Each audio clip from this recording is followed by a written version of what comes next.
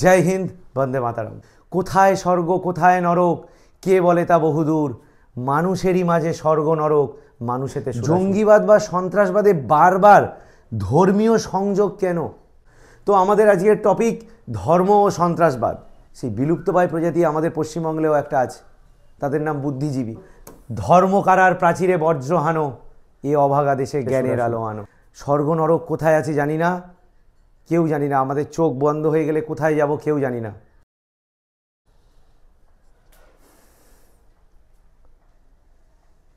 আমার প্রিয় ছাত্র ও ছাত্রীরা, আশা করি তোমরা সবাই খুব খুব ভালো আছো, খুব পড়াশোনার মধ্যেই আছো।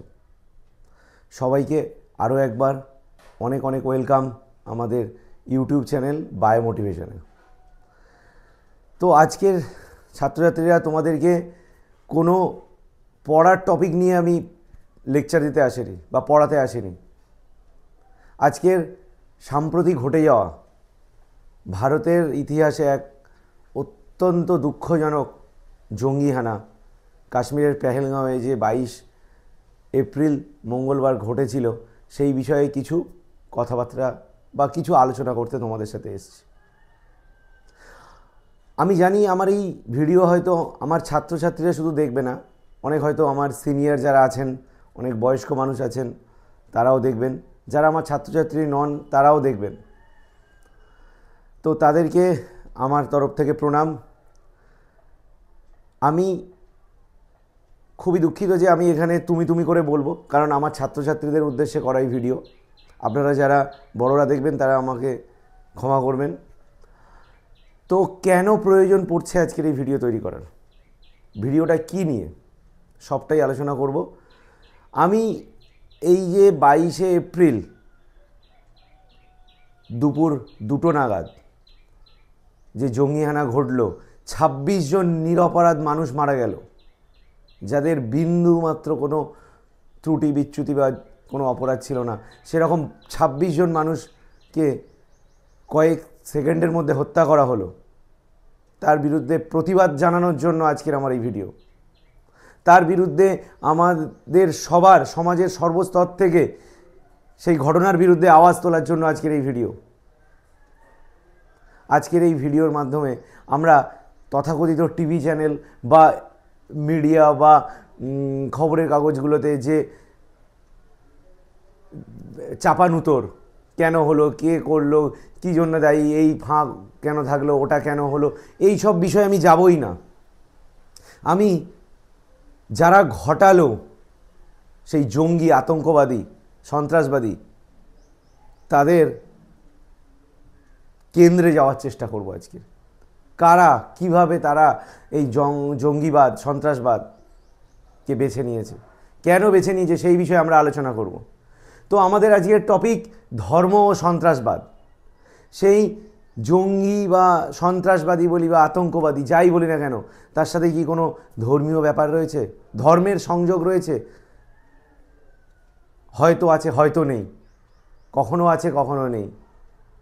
সেই বিষয়েই আমি আলোচনা করতে আজকের এই ভিডিও আমার, যে আমার টপিক ধর্ম এবং সন্ত্রাসবাদ। যদি এই ভিডিও করতে গিয়ে কোনো সম্প্রদায়ের মনে সামান্যতম আমি আঘাত বা খারাপ লাগা থেকে থাকে, আমাকে ক্ষমা করবেন। আমি চেষ্টা করব কোনো সম্প্রদায়, সর্বসম্প্রদায়কে আমি খুব ভালোবাসি। সব সম্প্রদায়ের মানুষজনকে আমার সাথে খুব ভালো সম্পর্ক রয়েছেন। এবং সবথেকে বড় কথা, পৃথিবীতে যত ধর্ম রয়েছে, ইসলাম, হিন্দুইজম, সনাতনী ধর্ম যেটা আর কি, বা ইহুদি বা বৌদ্ধিস্ট, খ্রিশ্চান যারা আছেন, শিখ ধর্মাবলম্বী মানুষ, সবাই, সব ধর্মগ্রন্থেই কিন্তু শান্তির বাণী লেখা আছে, সব ধর্মগ্রন্থেই কিন্তু মানবতার কথা লেখা আছে, উদারতার কথা লেখা আছে। কিন্তু সেই ধর্মীয় যে আলাপ, ধর্মীয় যে আলোচনা, ধর্মীয় বিষয়ের যে ভালো দিক, সেটাকে বিকৃত করে আজ কিছু মানুষ উঠে পড়ে লেগেছে সমাজকে নষ্ট করে দেওয়ার, দেশকে নষ্ট করে দেওয়ার, সমাজ ব্যবস্থাতে একটা খুব খারাপ দিন তারা আনতে চলেছে। তো তার বিরুদ্ধে গর্জে ওঠার জন্য আজকের আমাদের এই ভিডিও। যারা সেই ধর্মকে হাতিয়ার করে, ধর্মের মিথ্যা ব্যাখ্যা করে মানুষকে ব্রেন ওয়াশ করে এই ঘটনাগুলো ঘটিয়ে চলেছে, তাহলে আমাদের টপিক আজকে ধর্ম ও সন্ত্রাসবাদ। আমরা এই ধর্ম এবং সন্ত্রাসবাদ সম্বন্ধে যখন জানবো, আমরা তার 10টা দিক দেখব, 10টা দিক নিয়ে আজকে আমি আলোচনা করব। তো আমাদের 10 দিকের সেই ভিডিও আমরা আজকে শুরু করছি। তো শুরু করার আগে একটা কথা বলি, ধর্ম যেহেতু আর সন্ত্রাসবাদ যেহেতু কথা দুটো একসাথে এসছে, 100 বছর আগে একজন মনীষী এসেছিলেন, যুগান্ত, সেই মনীষীকে আমরা মনে রাখবো। তিনি আমাদের কবিগুরু রবীন্দ্রনাথ। তিনি আজ থেকে 100 বছরেরও আগে তিনি একটা কথা বলে গেছিলেন, যে কথার কতটা বড় ব্যাপ্তি, কত বিরাট তার পরিধি আজ আমরা জানছি। ধর্মের বেশে মোহজারে এসে ধরে, অন্ধ সে জন মারে আর শুধু মরে। ধর্মের মোহ যদি একবার কাউকে গ্রাস করে না, সে হয় কাউকে মারবে আর না হলে মরবে। কবিগুরু আজ থেকে 100 বছরের আগে এইসব উপলব্ধি করে গেছেন, আজ আমরা হাড়ে হাড়ে টের পাচ্ছি। তো সেই কবিগুরুকে আমরা শ্রদ্ধা জানিয়ে, তার চিন্তাধারাকে আমরা শ্রদ্ধা জানিয়ে আজকের আমার ভিডিওতে দেখব যে 10টা দিক ধর্ম এবং সন্ত্রাসবাদে কী কী দিক নিয়ে আলোচনা করব। এক নাম্বার দিক, প্রথম দিক, প্রসঙ্গ পেহেলগাঁও জঙ্গিহানা। আমি তথাকথিত নিউজ মিডিয়াতে যে সবাই আমরা দেখে নিয়েছি যে কি হয়েছে, কখন হয়েছে, কেন হয়েছে, সব জানি। তাও ছোট্ট করে আমরা জানবো প্রসঙ্গ পেহেলগাঁও জঙ্গিহানা। 2 নাম্বার, জঙ্গিহানা যারা ঘটালো, সেই জঙ্গি বা আতঙ্কবাদী, তারা কিভাবে জঙ্গি তৈরি হয়, সেই বিষয়ে কিন্তু আমরা জানব। 3, জঙ্গি তৈরি তো আর এমনি এমনি হয় না, কেউ না কেউ তাদেরকে ব্রেন ওয়াশ করে বা ধর্মের আফিম খাওয়ায়। ধর্মের আফিমই বলছি, সেই ধর্মের আফিম কারা খাওয়ায় জানবো আমরা 3-এ। 4 নাম্বার, আমরা জানবো জঙ্গিবাদ বা সন্ত্রাসবাদে বারবার ধর্মীয় সংযোগ কেন। জঙ্গিবাদ বা সন্ত্রাসবাদে বারবার ধর্মীয় সংযোগ জুড়ে যাচ্ছে কেন। ধর্মীয় সংযোগ ছাড়াও জঙ্গিবাদ সন্ত্রাসবাদ আছে, কিন্তু ধর্মীয় সংযোগ কেন বারবার জুড়ছে। ধর্মীয় সংযোগ ছাড়াও কি সন্ত্রাসবাদ আছে? আমাদের 5 নাম্বার টপিক। হ্যাঁ আছে, সে বিষয়ে আমরা জানব। সন্ত্রাসবাদের আঁতুড় ঘর কোথায়? ভারতে হোক, সারা পৃথিবীর হোক, সন্ত্রাসবাদের একটা ভর কেন্দ্র আছে, সেটা কোথায় সেটা আমরা দেখব। বিভিন্ন যুগে সন্ত্রাসবাদের হাতিয়ার কি? সন্ত্রাসবাদ তো আর এমনি এমনি হয় না, রক্তচক্ষু দেখিয়ে জোর গলায় বললে তো আর সন্ত্রাসবাদ হয় না। সন্ত্রাসবাদের হাতিয়ার প্রয়োজন। সেই হাতিয়ার বিভিন্ন যুগে তার মডিফিকেশন হয়েছে। সেই হাতিয়ার কি? মানুষ মারা সেই হাতিয়ার কারা বানালো, কেন বানালো? সন্ত্রাসবাদীদের হাতে যে হাতিয়ার রয়েছে, জঙ্গিদের হাতে যে হাতিয়ার রয়েছে, জঙ্গিরা তো আর তা সব কিছু বানায়নি, তারা বানিয়েছে সেগুলো অন্য কেউ। কেন বানালো মানুষ মারা সেই হাতিয়ার, সেই কারণও আমরা আজকের কিন্তু খুঁজে দেখব। নেক্সট দেখব সব থেকে ইম্পর্টেন্ট, আমরা মানবতা আমরা বলি যে আছে আমাদের, আমি নিজেও তার মধ্যে। মানুষ, মানবতা, উদারতা, মনুষ্যত্ব, এইসব নিয়ে আমরা বড় বড় বাতেলা দিই না? তা মানুষ হিসাবে লজ্জা করে না আমাদের? মানুষ তোমার লজ্জা করে না? খুব ইম্পর্টেন্ট বিষয়, সবাই কিন্তু ভালো করে দেখবেন এই টপিকটা। 9 নাম্বার। আর 10 দেখব আমাদের এই মানবতা, উদারতা বা সমাজের যে স্থিতিশীলতা, সেটা কি পুনঃপ্রতিষ্ঠা করা সম্ভব? হ্যাঁ, আমি আশাবাদী, আমরা সবাই আশাবাদী সেটা সম্ভব। চলুন আজকে দেখব যে কিভাবে এই ধর্ম এবং সন্ত্রাসবাদের এই 10টা দিক আমরা সম্বন্ধে জানি, সেটা আজকে লক্ষ্য করব। এখানে দুটো ছবি দেওয়া আছে, দেখতে পাচ্ছেন, খুব হৃদয় বিদারক ছবি। সন্ত্রাসবাদের যে ঘটনা ঘটেছে কাশ্মীরে পেহেলগাঁওয়ে, সেখানে একদম নব্য দম্পতি, 5-6 দিন বিয়ে হয়েছিলেন, তার হাজব্যান্ড মারা গিয়েছেন, তার পাশে নিথর পাথরের মতো তার ওয়াইফ বসে রয়েছেন, চোখে জল এসে যাওয়ার মতো দৃশ্য। এই সেই ঘটনাস্থল যেখানে 26টা লাশ, নিথর লাশ হয়তো পড়ে রয়েছে। চলুন আমরা দেখি আমাদের প্রথম টপিক, প্রসঙ্গ পেহেলগাঁও জঙ্গিহানা। আচ্ছা, প্রথম টপিকটা আমি যখন শুরু করব, আমার স্টুডেন্টদের উদ্দেশ্যে যেহেতু বলছি, আমি তুমি করেই বলবো। তো তোমরা দেখো যে প্রসঙ্গ পেহেলগাঁও জঙ্গিহানা, হয়তো মাঝে মাঝে আমার আপনিও চলে আসবে, কারণ খুব আবেগ দিয়ে তৈরি করা এই ভিডিও, প্রচুর খাটাখাটনি করে এই ভিডিওটা করেছি। 3 দিন ধরে কোনো তথ্য সামনে এসছে দিয়ে দিয়েছি তা নয়, 3 দিন ধরে বিভিন্ন রিসার্চ করে এই ভিডিওটা করা হয়েছে। অনেক আবেগ হয়তো চলে আসবে, অনেক সময় হয়তো আবেগতাড়িত হয়ে পড়তে পারি, বা অনেক সময় হয়তো কখনো তুমি আপনি বলে ফেলতে পারি, তার জন্য কিন্তু সবাই ক্ষমা করবে বা করবেন। তো প্রসঙ্গ পেহেলগাঁও জঙ্গিহানা কবে কখন ঘটলো আমরা সবাই জানি। ঘটনাটি ঘটেছে গত মঙ্গলবার 22শে এপ্রিল দুপুর 1:50 নাগাদ প্রথম গুলি চলেছিল। কোথায় কোথায় সেই গুলি চলেছিল?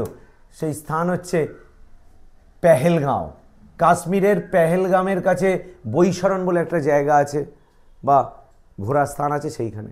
তাহলে কাশ্মীর তার পেহেলগাঁওয়ের বৈশরণে এই ঘটনা ঘটেছে। এবার আমরা জানব কবে ঘটল।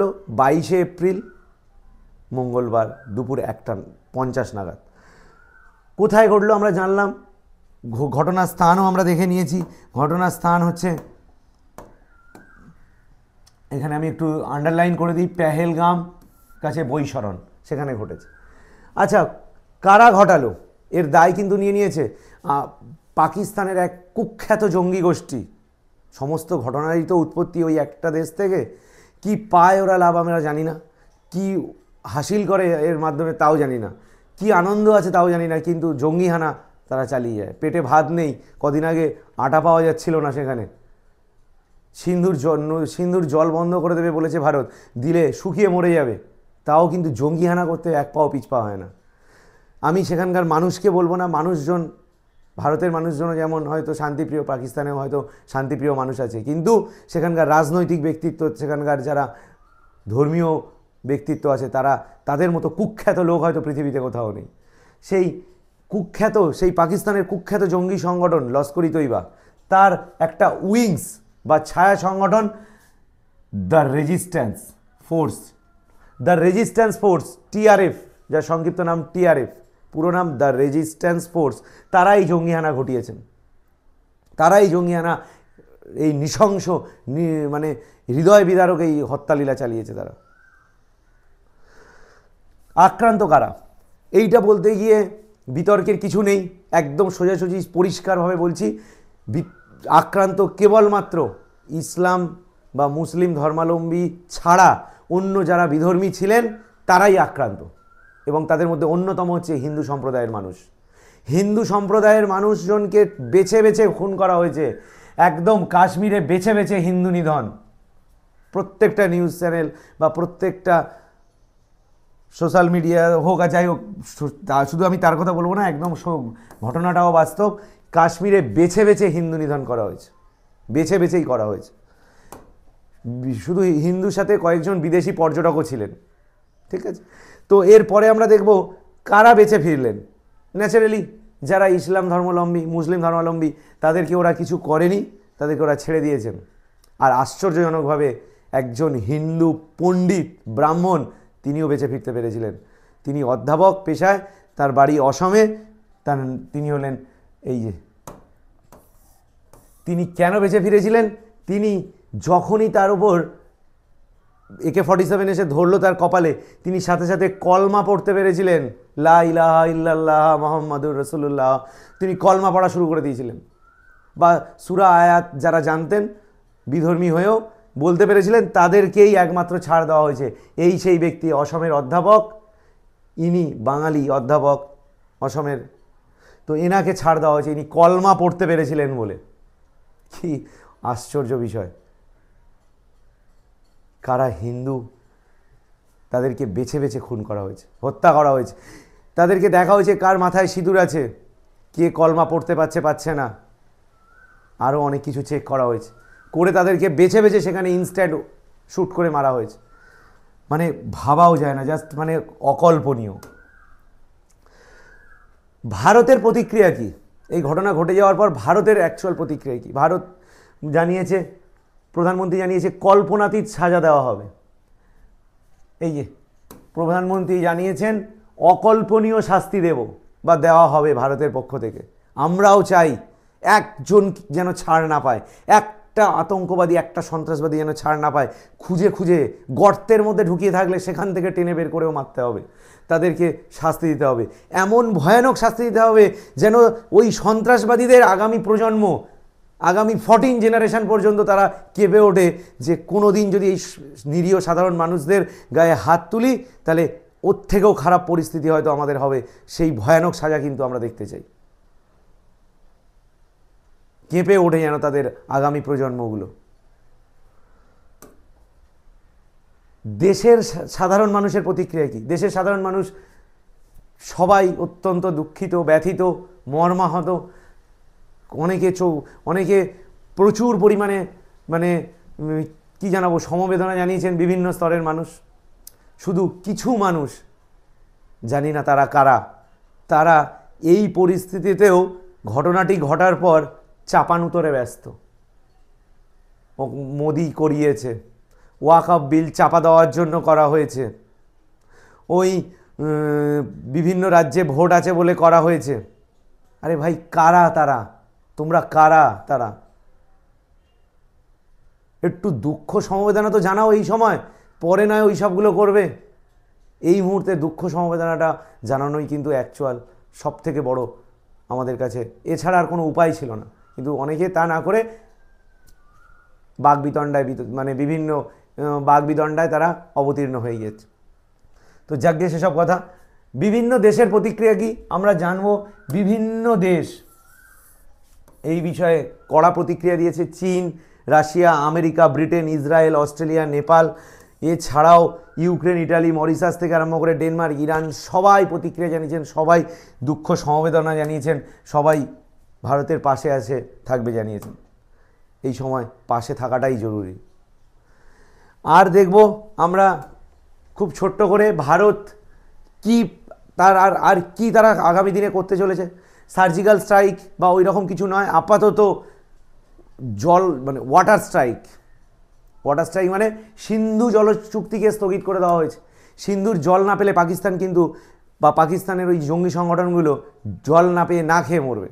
তাই ভারত আপাতত সিন্ধু জল চুক্তিকে স্থগিত রাখার কথা বলেছে। তাতেই পাকিস্তান খেপে গিয়ে বলছে সিমলা চুক্তি স্থগিত করে দেবো। এটা পাকিস্তানের বক্তব্য। সিমলা চুক্তি স্থগিত করার হুমকি। কর না ভাই তোরা, কোনো যায় আসে না। ভারত সমস্ত ভিসা বাতিল করেছে। 1 মের মধ্যে যত পাকিস্তানি আছে বলেছে দেশে ফিরে যেতে। এই রকম কিছু পদক্ষেপ আপাতত নিয়েছে, কিন্তু আরও বড় পদক্ষেপ চাই। এসব নয়, আমরা চাই ওই সমস্ত সন্ত্রাসবাদীদের খুঁজে বের করে কিন্তু তাদের শাস্তি দিতে হবে। এছাড়া শুধু এই নয়, আরেকটা বিষয় বলবো, কিছু ল্যাকও দেখা গিয়েছে। কীরকম ল্যাক? মানে নিরাপত্তা ব্যবস্থায়। এটা আমাদের সবারই মনে একটু কৌতূহল জাগিয়েছে যে এত নিরাপত্তা বলয়ে ঘেরা জায়গা, সেখানে কোনো নিরাপত্তারক্ষী কেন ছিলেন না সেই সময়? সে বিষয়ে কিন্তু মানুষ প্রশ্ন করছেন। মানুষ এটাও বলতে চাইছেন যে বেশ কয়েক মিনিট ধরে এই হত্যালীলা চলেছে, তখন তারা কোথায় ছিলেন? নিরাপত্তারক্ষীরা আসতে পারলেন না কেন? বা 5 জন জঙ্গি তারা ক্যামেরা নিয়ে, মাথায় হেলমেট জাতীয় কিছু পরে ক্যামেরা লাগিয়ে এইসব করে চলে গেল, তাদেরকে খুঁজেও পাওয়া গেল না। তারা কোথায় লুকালো? এসব নিয়ে কিন্তু প্রশ্ন থেকেই যাচ্ছে। আর আমরা দেখব আরেকটা বিষয়, যে খুব ওই একই সাথে ঘটে যাওয়া একটা ঘটনা, সেটি হচ্ছে ওই স্থানে, ওই জম্মু কাশ্মীরে আমাদের এক বাঙালি জওয়ান, তিনি ওই দিনই শহীদ হয়েছেন জঙ্গিদের গুলিতে। নিহত জওয়ান ঝন্টু আলী শেখ ওই দিনই মারা গিয়েছেন। এছাড়া আরেকটা প্রজাতির কথা না বললে নয়, প্রায় বিলুপ্ত হয়ে যাওয়া প্রজাতি। আমি তো বায়োলজিস্ট টিচার, তোমাদের বায়োলজি পড়াই। আজকের সেই এনার্জি বা সেই হাসি খুশি, সেই যে ফ্লো নিয়ে আমি পড়াই, আজকের সত্যি এই ভিডিওটা আমার করতে পারছি না ওইভাবে আজকে।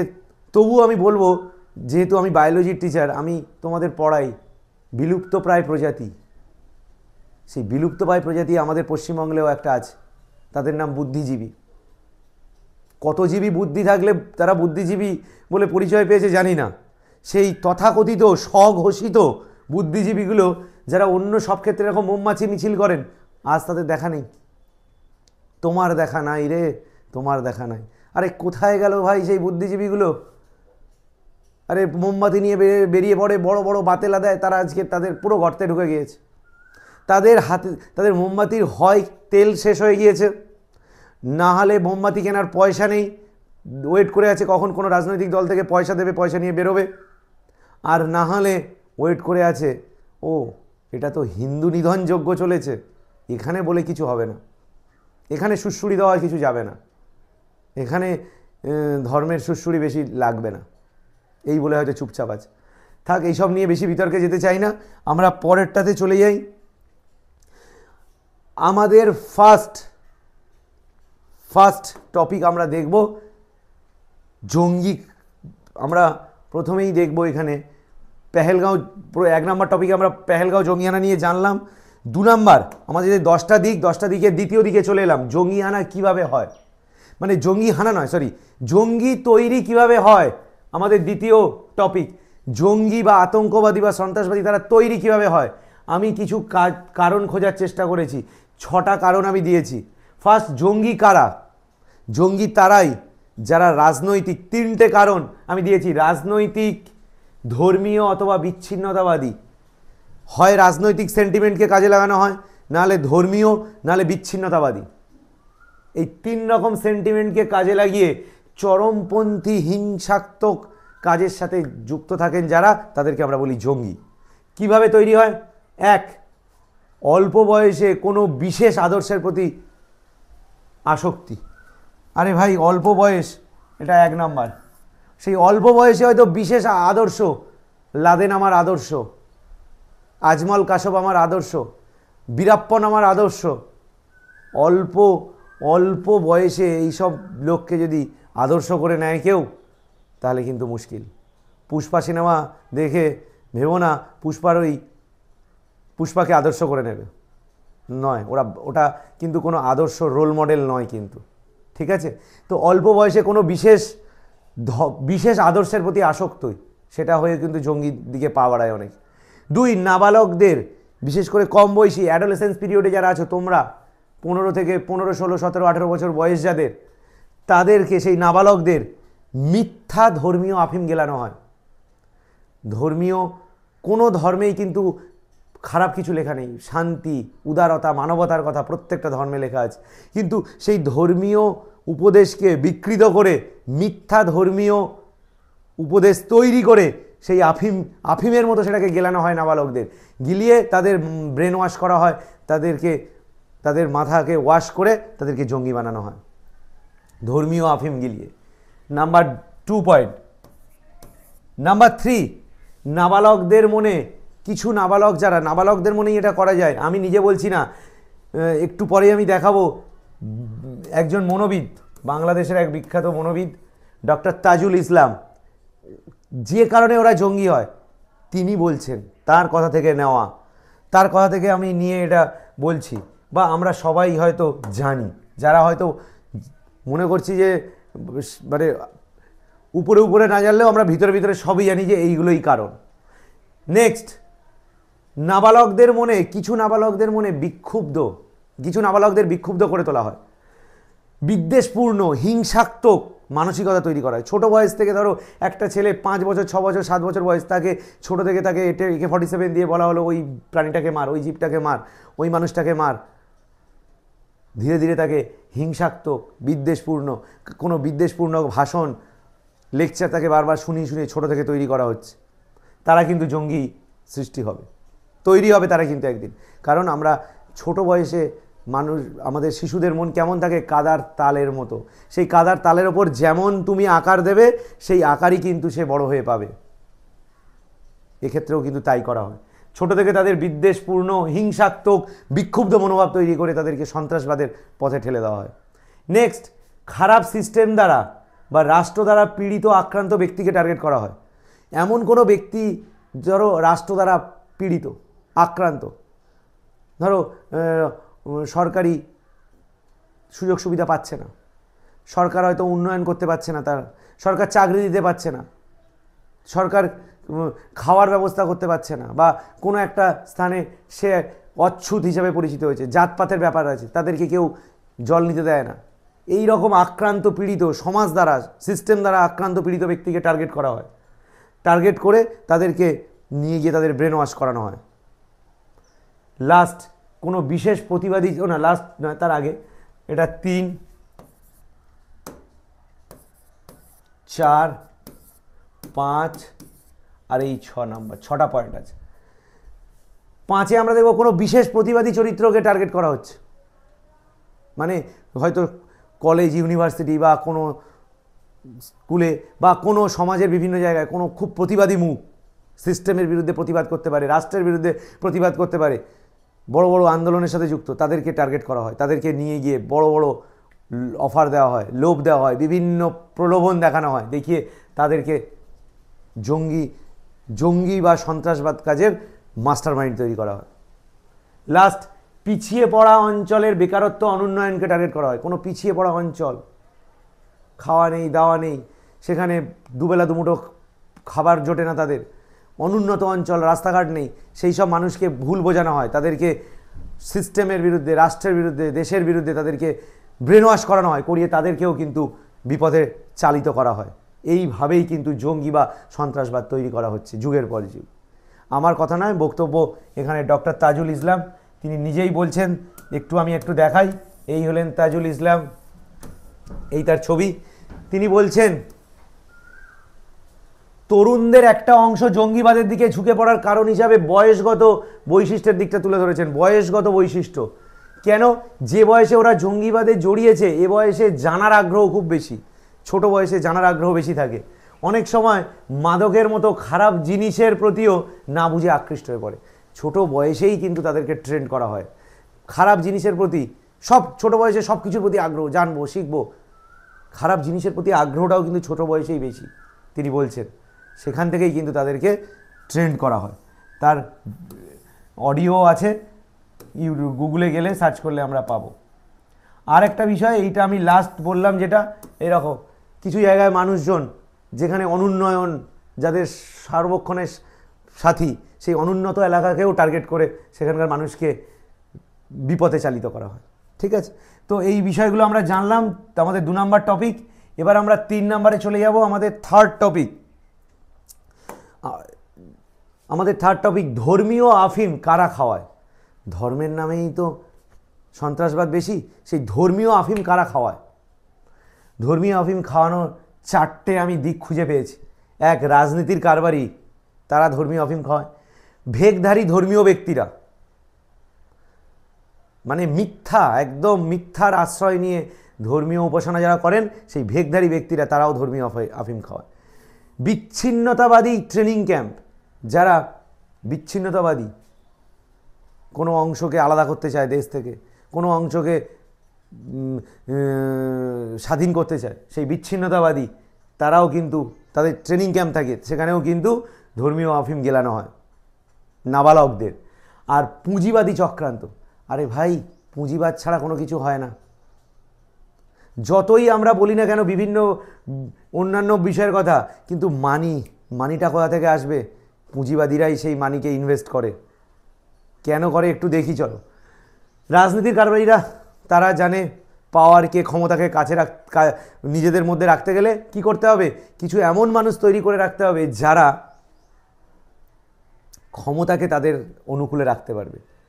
তাই তারা কিছু সন্ত্রাসবাদ, আতঙ্কবাদ বা এই রকম জাতীয় কিছু তৈরি করে রাখে সাধারণ নিরীহ মানুষদেরকে চাপে রাখার জন্য।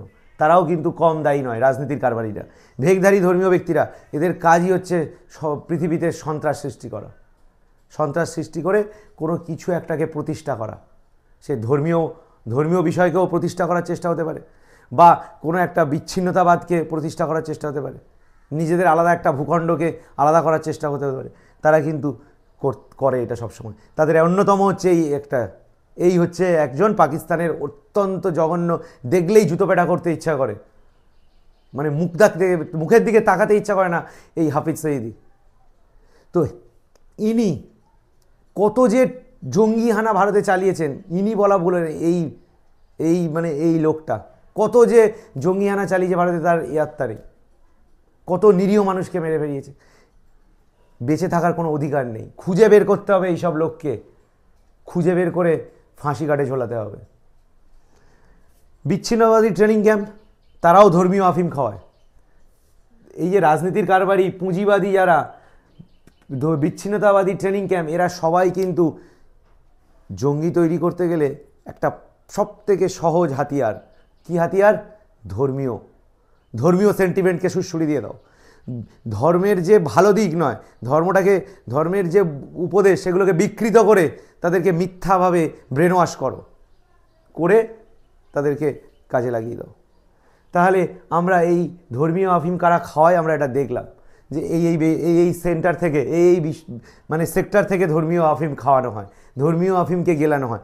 রাজনীতির কারবারি হোক, পুঁজিবাদীরা হোক, পুঁজিবাদী মানে যারা একদম সবসময় চেষ্টা করে তারা টপে থাকবে, সে অন্য মানুষকে পিষে মেরে যাই হোক তারা টপে থাকবে। সেই পুঁজিবাদীরাও, যারা বিচ্ছিন্নতাবাদী মানুষজন, তারাও সবাই সুড়সুড়ি কিন্তু এই একটাই, ধর্মীয় সেন্টিমেন্ট। সেইটাকে কাজে লাগিয়ে তারা ওই ধর্মের আফিমকে গেলায় নাবালক বাচ্চাদের, ছোট ছোট বাচ্চাদের করিয়ে তাদেরকে ব্রেন ওয়াশ মাস্টার মাইন্ড করিয়ে জঙ্গি তৈরি করে। নেক্সট টপিক আমাদের জঙ্গিবাদ বা সন্ত্রাসবাদে বারবার ধর্মীয় সংযোগ কেন?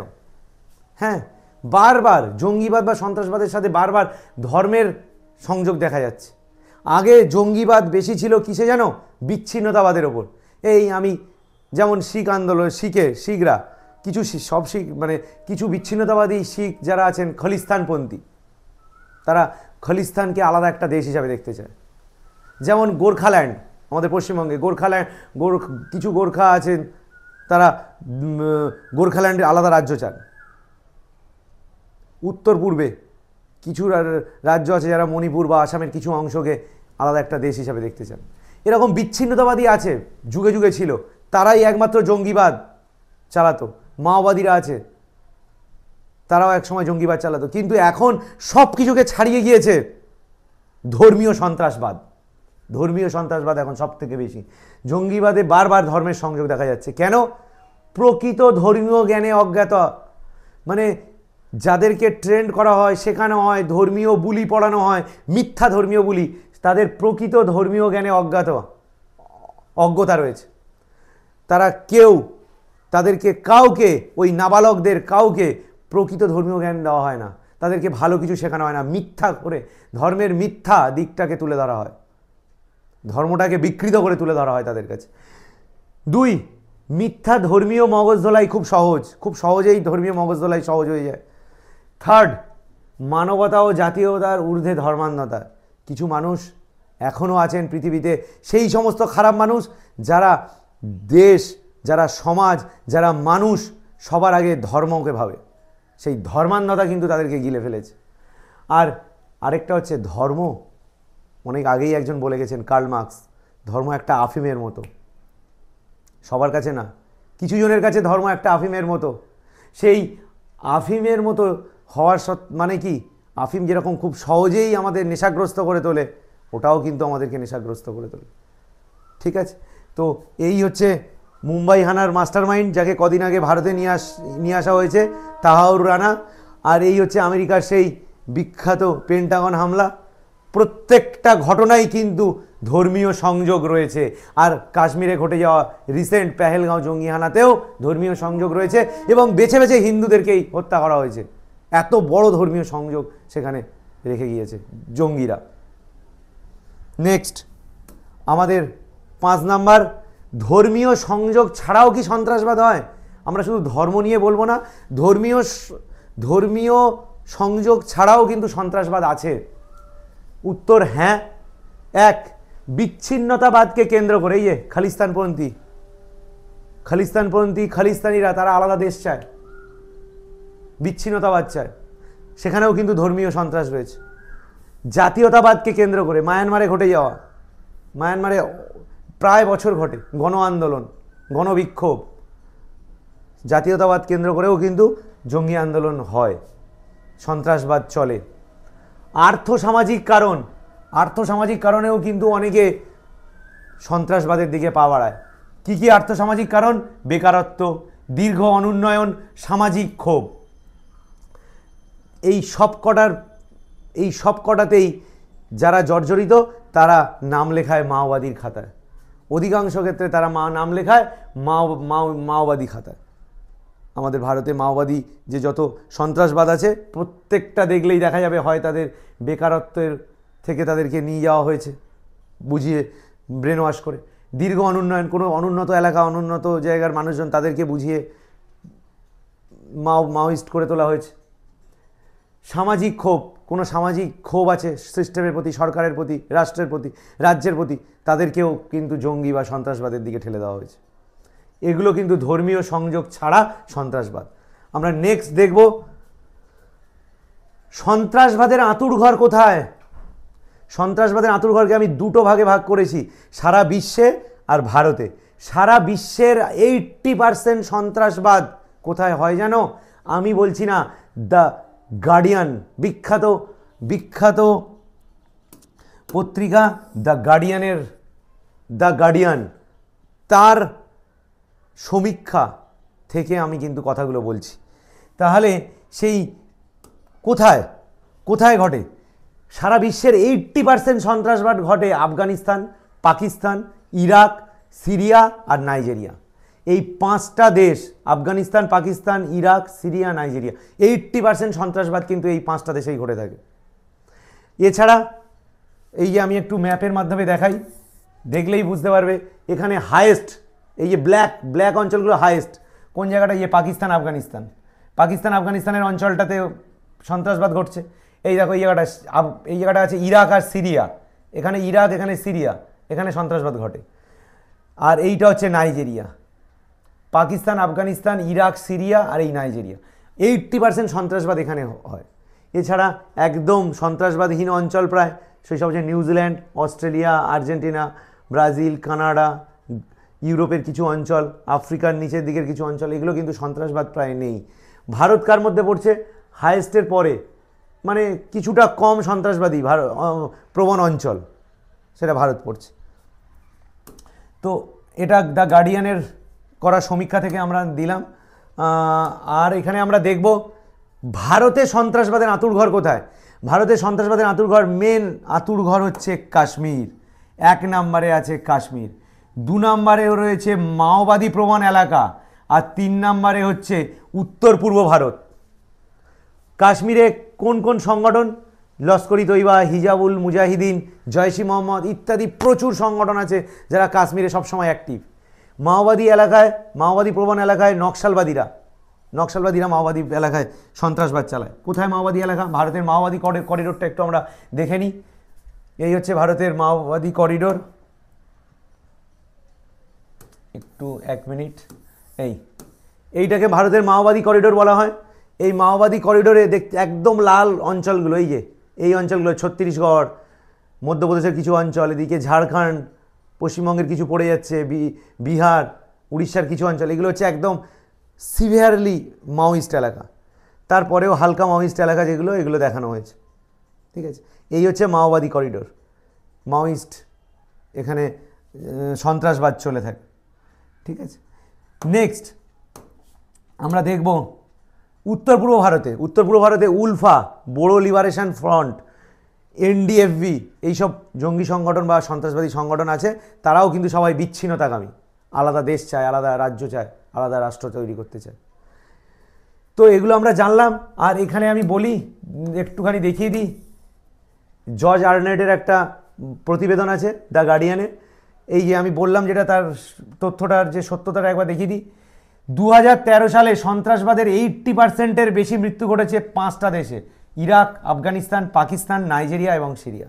এবং সেইখান থেকেই এই 5টা দেশই কিন্তু এখনও পর্যন্ত টপ মোস্ট রয়েছে। 80% সন্ত্রাসবাদ এখানেই ঘটে। আরও একটা কথা বলছে যে ইরাক, সিরিয়া, এইসব জায়গায় আইসিস, নাইজেরিয়ার বোকো হারাম আর আফগানিস্তানের তালেবান আর আল কায়দা, এরা কিন্তু পৃথিবীটাকে পুরো নষ্ট করে রেখেছে, পৃথিবীটাকে পুরো এরা রসাতলে পাঠিয়ে রেখেছে। পৃথিবীর যত জঙ্গি হানা কিন্তু এই কটা সংগঠন করছে, এই আইসিস, বোকো হারাম, তালেবান আর আল কায়দা। কী লাভ ওরাই জানে, মানুষ মেরে মানুষ খুন করে কি পায় ওরাই জানে। তো আমরা নেক্সট বিষয়টাতে আমরা যাব। আমরা দেখলাম সন্ত্রাসবাদের আঁতুড়ঘর কোথায়। তারপর আমরা 7 নম্বর টপিকে চলে যাব। বিভিন্ন যুগে সন্ত্রাসবাদের তো হাতিয়ার আছে, কিছুর সাহায্যে তো সন্ত্রাসবাদ করা হয়। অনেক আগে, একদম পূর্বে, বহু পূর্বে, আদিমকালে মানুষরা একটা গোষ্ঠীর মানুষ আরেকটা গোষ্ঠীতে গিয়ে হামলা করত, সেটাও এক ধরনের সন্ত্রাসবাদ। সেখানে কি ব্যবহার করতো? এই সব জিনিস ব্যবহার করতো। কিসের জিনিস? সব পাথরের তৈরি হাতিয়ার। এই সব পাথরের তৈরি বিভিন্ন হাতিয়ারকে তারা ব্যবহার করতো। এক গোষ্ঠী অন্য গোষ্ঠীকে গিয়ে হামলা করতো, মারতো। তখন মানুষ সভ্য ছিল না, এগুলো করতো। এখন সভ্য হয়েও আরও বেশি অসভ্য হয়ে গেছে, ঠিক আছে? তো চলো নেক্সট আমরা দেখব যে যখন মধ্যযুগীয় সময়, যখন মানুষ একটু সভ্যতার দিকে ফিরেছে, তখন কি হতো? তখন বিভিন্ন সুলতান রাজাদের সময় ছিল, সময়কাল। তখন এসব তরোয়ারি, তীর ধনুক এর সাহায্যে কিন্তু সন্ত্রাসবাদ চালানো হতো। বর্ষা, ধাতব অস্ত্র ওইগুলো ছিল। একটা দেশ আরেকটা দেশকে আক্রমণ করবে, একটা গোষ্ঠী আরেকটা গোষ্ঠীকে আক্রমণ করবে, সেও এক ধরনের সন্ত্রাসবাদ। এখন বর্তমানে কিছু এই 1990, 2000 সাল এই সমস্ত সময়গুলোতে, 1970, 80, 90 এই সমস্ত, মানে একবিংশ শতাব্দীর আগে পিস্তল, হ্যান্ড গ্রেনেড, এইসব বোম, এইসব জিনিস দিয়ে RDX, রাইফেল এইসবের সাহায্যে সন্ত্রাসবাদ চালানো হতো। আর বর্তমানে অন্যতম হচ্ছে আইইডি। এই হচ্ছে আইইডি, এক্সপ্লোসিভ ডিভাইস। AK-47 স্বয়ংক্রিয় রাইফেলের মধ্যে এই যে AK-47, এই যে M16, এইসব কারা তৈরি করেছে ভাই? আরে মাঠে যদি চাষ করার একটা ভালো উপকরণ তৈরি করতো তাও হতো, এইসব তৈরি করে বসে আছে, ঠিক আছে? এর সাহায্যে সন্ত্রাসবাদ চালাচ্ছে বর্তমান যুগে। এছাড়াও আছে ক্ষেপণাস্ত্র, স্বয়ংক্রিয় আরও অন্যান্য অত্যাধুনিক যন্ত্রপাতি, এগুলোর সাহায্যে সন্ত্রাসবাদ চালানো হয়। নেক্সট আমরা দেখব মানুষ মারার সেই হাতিয়ার কারা বানালো। একটু আগেই দেখলাম যে হাতিয়ারগুলো কি কি। ধীরে ধীরে, মানে আরেকটু পিছনে চলে যাই, ধীরে ধীরে ইভলভড, মানে হাতিয়ারও কিন্তু ইভলভ হচ্ছে। মানুষ মারা হাতিয়ার, সেটারও কিন্তু মডিফিকেশান হচ্ছে। আরে ভাই, এগুলো কারা বানাচ্ছে, কেন বানাচ্ছে এগুলো, সেটা নিয়েই আমাদের পরের বিষয়, যে কারা বানাচ্ছে মানুষ মারা এই হাতিয়ার, কারা বানালো, কেন? তথাকথিত উন্নত শক্তিধর দেশ, তথাকথিত তারা, হ্যাঁ, এই যে পৃথিবীর উন্নত শক্তিধর দেশ G5 এর অন্তর্গত সবকটা দেশ, তারা এক একটা করে অস্ত্র ব্যবসায়ী, অস্ত্র বিক্রি করে, সারা পৃথিবীতে অস্ত্র বিক্রি করে থাকে তারা। আমেরিকা, গ্রেট ব্রিটেন, এই যে ছোট্ট গ্রেট ব্রিটেন, এই জার্মানি, এই রাশিয়া আর এই চায়না, এই পাঁচটা হচ্ছে G5 এর অন্তর্ভুক্ত, মানে পার্মানেন্ট সদস্য এই G5 এর। এরাই পৃথিবীতে সব থেকে বেশি অস্ত্র বিক্রি করে থাকে। এছাড়া এদের সাথে আরেকজন আছে ফ্রান্স। এই 6টা দেশ পৃথিবীতে সবচেয়ে বেশি অস্ত্রকে বিক্রি করে থাকে। তাহলে কারা বিক্রি করছে দেখি একটু, কোন কোন দেশগুলো? যুক্তরাষ্ট্র, রাশিয়া, চীন, জার্মানি আর ফ্রান্স, এরা সব থেকে বেশি অস্ত্র সরবরাহকারী দেশ। পৃথিবীর সব থেকে বেশি অস্ত্র সরবরাহ করে থাকে এই 5টা দেশ। ফ্রান্সও আছে তাদের মধ্যে, ঠিক আছে?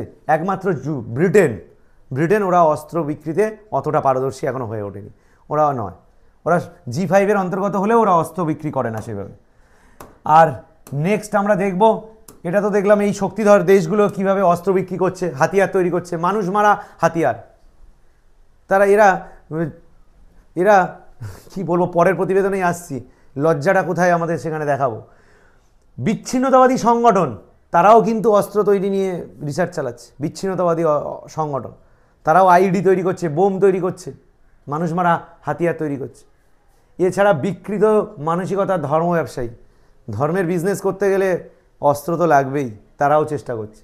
আর অস্ত্র ব্যবসায়ী পুঁজিবাদীরা, অস্ত্র বিক্রি করে এরকম কিছু পুঁজিবাদী ব্যবসায়ী আছে, তারাও। কারা? এই যে যুক্তরাষ্ট্রের, মানে মার্কিন যুক্তরাষ্ট্রের company Lockheed Martin, Boeing, RTX, রাশিয়ার এই যে রাশিয়াল ফেডারেল প্রজেক্টস, চীনের চায়না সাউথ ইন্ডাস্ট্রিয়াল কর্পোরেশন, ফ্রান্সের থ্যালেস, ইউরোপীয় প্রতিরক্ষা কোম্পানি, জার্মানির কায়সার, এই সব কোম্পানিগুলো, এদের কিছু পুঁজিবাদী লোক আছে, তারা কিন্তু এই অস্ত্র সাপ্লাই দেয়। যাও চালাও, মরণ খেলা চালালে লাভটা কি? লাভ হচ্ছে ওদের যে অস্ত্র বিক্রি হবে। একটা দলকে বিক্ষুব্ধ করে যদি রাখা যায়, বিক্ষুব্ধরা কী করবে? অন্যদের ওপর হামলা করবে। বিক্ষুব্ধদের হামলা করার জন্য প্রয়োজন কি? অস্ত্র বিক্রি করা হবে। ভালোই বিজনেস, ঠিক আছে? তো এরপরে আমরা 9 নম্বরে চলে যাব। মানে খুব মনের গভীর থেকে এই প্রতিবেদনটা তৈরি করা আমার। ছি, মানুষ তোমার লজ্জা করে না? ছি, মানুষ তোমার লজ্জা করে না? বারবার বলছি এটা, আমি আমার নিজেকেও হয়তো বলছি, ছি, মানুষ তোমার লজ্জা করে না? তুমি এই সব করছো, তোমার অবস্থান কোথায়? আজ দেখাচ্ছি তোমার অবস্থান কোথায়। অসহায় মানব সভ্যতার নিদর্শন হিসাবে আমি 1 নম্বরে তুলে ধরছি। অসহায় মানব সভ্যতার নিদর্শন 1, 2020-21 করোনা ভাইরাস। একটা ক্ষুদ্র ভাইরাস যার চোখে দেখা যায় না, সারা পৃথিবীকে তোলপাড় করে দিয়ে গেছে, কয়েক হাজার কয়েক লাখ মানুষকে মেরে ফেলেছে। তোমার কিচ্ছু করার ছিল না, তুমি মানুষ, তোমার লজ্জা নেই? তুমি মানুষ মারার খেলায় নেমে পড়েছো। কিছু মানুষ তোমরা মানুষ মারার খেলায় নেমে পড়েছো, তোমার লজ্জা নেই? একটা ক্ষুদ্রাতি ক্ষুদ্র জীব বলবো না, ভাইরাস হচ্ছে জীব এবং জড়ের মধ্যবর্তী পর্যায়ের বস্তু, যেটা ইলেকট্রন মাইক্রোস্কোপে দেখতে হয়, এমনি সাধারণ মাইক্রোস্কোপেও যা দেখতে পাওয়া যায় না। পৃথিবীকে নড়িয়ে গেছে সেই করোনা ভাইরাস। লজ্জা বলতে নেই। আটকাতে পেরেছিলে তাকে? তুমি বন্দুক নিয়ে মারতে যাচ্ছ, বন্দুক আবিষ্কার করেছো, তুমি রাইফেল আবিষ্কার করেছো, RDX IED আবিষ্কার করেছো, একে মারার ঔষধ আবিষ্কার করতে পেরেছিলে তুমি? ভ্যাকসিন তো দিয়েছো, কিন্তু তাতেও কতটা কার্যকরী জানা যায় না। 2, অসহায় মানব সভ্যতা। থাইল্যান্ড মায়ানমারের রিসেন্ট ভূমিকম্প। আমি রিসেন্টটাকে নিয়েছি, আরও অনেক কিছু আছে, আমি রিসেন্টটা সবার মাথায় থাকে বলে নিয়েছি। আটকাতে পেরেছো মানুষ? ভূমিকম্প আসছে, সবাই সরে যাও ওখান থেকে। যন্ত্র আবিষ্কার হয়েছে এখনো? ভূমিকম্প হলেও কোনো ঘরবাড়ি পড়ে মারা যাবে না সেরকম বিল্ডিং আবিষ্কার করতে পেরেছো? টেকনোলজি সেরকম জায়গায় নিয়ে যেতে পেরেছো? তুমি মানুষ মারার যন্ত্র আবিষ্কার করে বসে আছো, মানুষ মারার হাতিয়ার তৈরি করে বসে আছো। লজ্জাও নেই আমাদের। ছি, সত্যি ছি বলে আমি শুরু করেছি ওই জন্য। 3, অসহায় মানব সভ্যতা।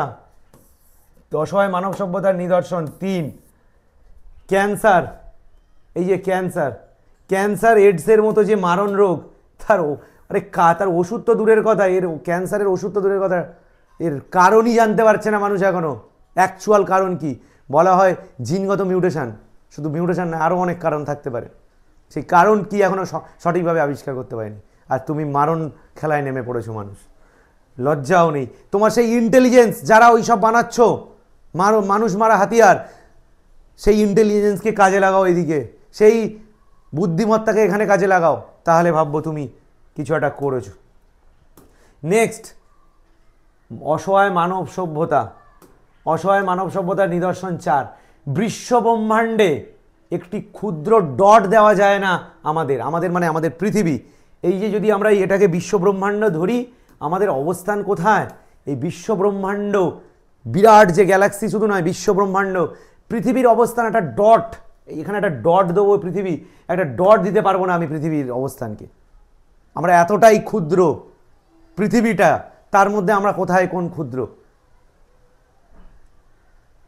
70 কয়েকটা বছর পৃথিবীতে এসেছি, কাটিয়ে পৃথিবীর মায়া ত্যাগ করে চলে গেলে কোথায় যাবো, কে যাবে, আদৌ আমাদের অস্তিত্ব আর কিছু আছে কিনা জানি না। আমরা ক বছরের জন্য পৃথিবীতে এসেছি, শান্তিতে থাকি না, আনন্দে থাকি না, সবাই মিলেমিশে থাকি না, সবাই সবার ভ্রাতৃত্ববোধ ভালোবাসা জাগিয়ে থাকি না। কি দরকার মানুষ মেরে? কি দরকার ধর্মীয় সংঘর্ষ লাগিয়ে? কি দরকার রাজনৈতিক সংঘর্ষ লাগিয়ে? হ্যাঁ, উপরে ওঠা, উন্নত হওয়া সব কিছুই থাকবে, কিন্তু কম্পিটিশনটা সুস্থ হোক, অসুস্থ মারণ খেলায় যেন মেতে না উঠি আমরা। এই হলো আমার নেক্সট আমার প্রতিবেদন। লাস্ট চলে আসবো। মানবতা, উদারতা, স্থিতিশীলতা, এগুলো কি আমাদের সমাজে প্রতিষ্ঠা করা সম্ভব? আমি বলবো হ্যাঁ সম্ভব, হ্যাঁ সম্ভব। শিক্ষার আলো পৌঁছে দিতে হবে, প্রকৃত শিক্ষার আলো। ছোট বয়স থেকে বাবা মা, শিক্ষক শিক্ষার্থী, সমাজ ব্যবস্থা সবাইকে সেই দায়িত্ব নিতে হবে। নাবালক অবস্থা থেকেই তাকে ভালো শিক্ষা দেওয়া, সে যেন বিপথে চালিত না হয়, সে তাকে জনকল্যাণমুখী, শুধু নিজের জন্য ভাবা নয়, শুধু নিজে ভালো থাকবো এটা শেখাবেন না কেউ। যারা বয়স্করা দেখছেন, আমারও ছোট ছেলে আছে, আমি কোনোদিন শেখাই না যে তুমি তোমার নিজের জন্য ভাবো, নিজে উন্নত হও, নিজে কিছু করো। সমাজের জন্য ভাবতে শেখান, পরিবারের জন্য ভাবতে শেখান, দেশের জন্য ভাবতে শেখান, সমস্ত স্তরের মানুষের জন্য ভাবতে শেখান।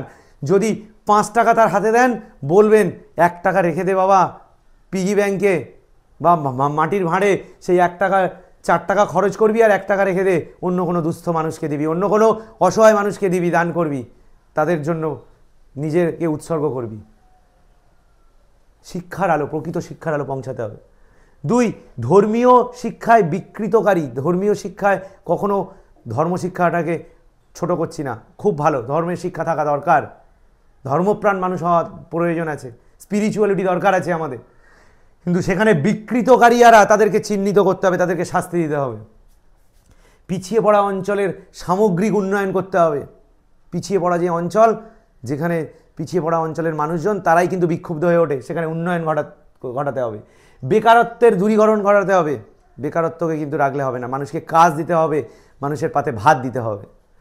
রাজনৈতিক লড়াই চলুক, রাজনৈতিক লড়াই, কোনো অসুবিধা নেই, কিন্তু সেটা হোক শিক্ষা স্বাস্থ্য উন্নয়নের পক্ষে, কিন্তু সেটা সাম্প্রদায়িকতা প্রাদেশিকতা জাতপাতের যেন বিপক্ষে হয়, তার পক্ষে যেন না হয়।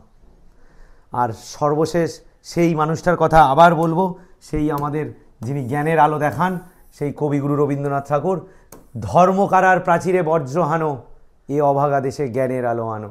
তিনি বলে গেছেন, সেই বলবো 100 বছর আগে, কিন্তু তার কথা তো আর শেষ হয় না, তার কথা প্রত্যেকটা ক্ষেত্রে প্রত্যেকটা জায়গায় আমাদের কাছে একটা বাণীর মতো। সেই সমস্ত বিচ্ছিন্নতাবাদী, সেই সমস্ত জঙ্গি সম্প্রদায় বা যারা বিক্ষুব্ধ, তাদের উদ্দেশ্যে বলবো, ধর্মকারার প্রাচীরে বজ্র হানো, এই অভাগা দেশকে জ্ঞানের আলো আনো, জ্ঞানের আলো আনো।